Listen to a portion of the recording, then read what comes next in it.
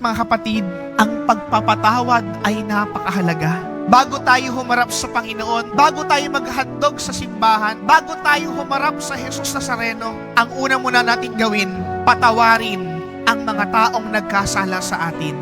Patawarin ang mga taong nakasakit sa atin.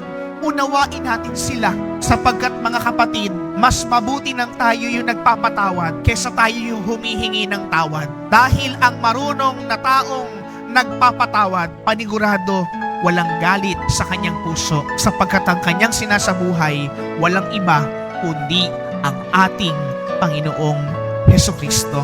Ito, mga kapatid, ang bastagan ng lahat. Ito ang sukatan ng kaharian ng Diyos.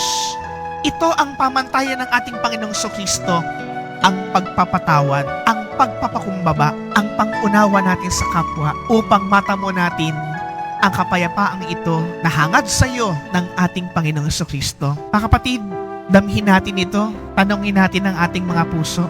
Ano ba ang kinagagalit ko? Ano ba yung nagbibigay sa akin ng tinik para magalit sa aking kapwa? Ipatanggal natin to sa Diyos. Ipatanggal natin to sa Jesus Nazareno upang maging totoo tayo at maging tapat tayo at maging kalugod-lugod sa kaharian ng Diyos.